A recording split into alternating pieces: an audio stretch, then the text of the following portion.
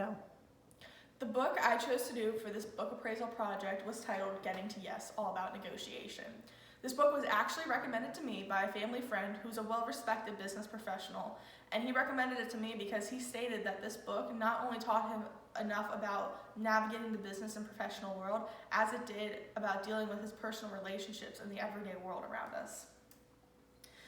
The book Getting to Yes was originally published in 1991 by the two authors Roger Fisher and William Ury.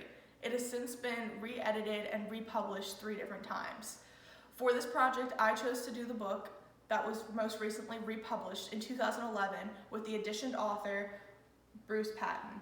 All 3 of these men and authors are very reliable and credible people to be reading tips and tricks from, because they each have individual and personal published works on different business techniques, as well as those in varying other interests that they have. All 3 of these men have also participated in TED Talks internationally, as this is an international bestseller, all about the teachings that they talk about in this book themselves. This book taught me a lot of things that I find very applicable and that I would like to teach with you today. The first line of this book states, "Like it or not, you are a negotiator." Before page 1, it states this in the introduction. I think this one sentence sets the tone for the entire book and what these authors are trying to achieve. Like it or not, you are a negotiator. I feel like this statement hits anyone just as it hit me who reads it or hears it. It really sets the tone of the book that this is a book not for people who can understand complicated words and definitions, but that of an everyday person.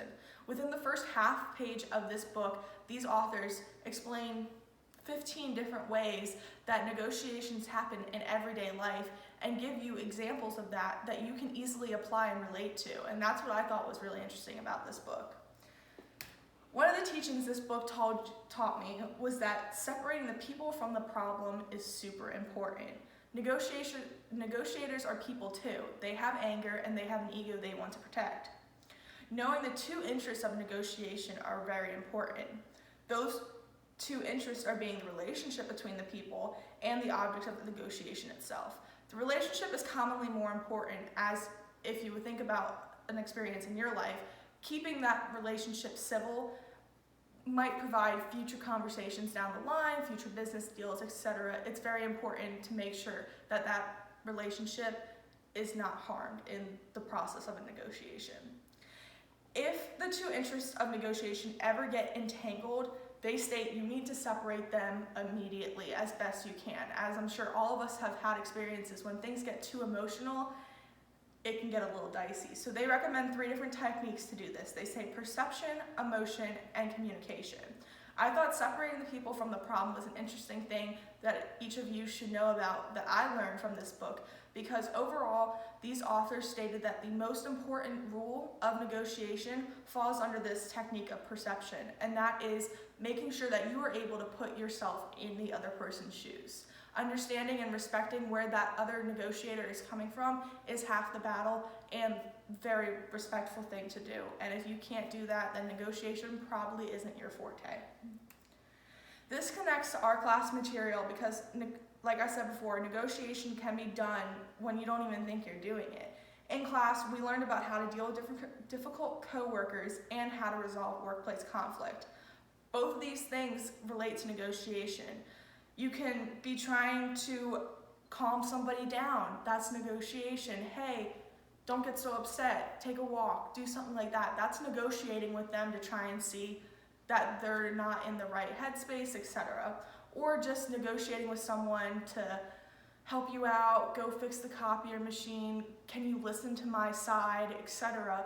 That's all negotiation as well. Another thing I'd like to teach you that the book taught me was focusing on the interests and not the positions of the negotiators. Focusing on the why you decided something, which is the interest, instead of the what you decided, which is the positions. This creates commonality between the negotiators and reminds them that eventually they want to come to a resolution together. Being specific when talking is the best way to focus on the interests and not the positions. Just like in class, we learned that the statement, hey, correct me if I'm wrong, but ... can be very helpful in these things. It restates your position, but also tries to clarify what they're saying to prove that you're listening to their side and trying to understand them as well. This shows interest and makes the interest come more alive.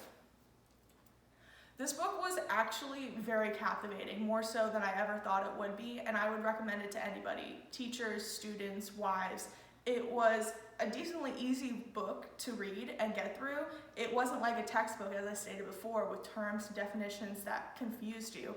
It was very applicable to everyday life, and I see me using these techniques that I've learned as a vice president in a service fraternity on campus, as a sister, as a daughter, etc. And I look forward to using these tips and tricks as I go forward. On my handout that I provided all of you, I've provided both the techniques that I've taught you today, as well as a list of different ways that negotiations are seen in everyday life. While we're in quarantine, I encourage you to read this 200-page book.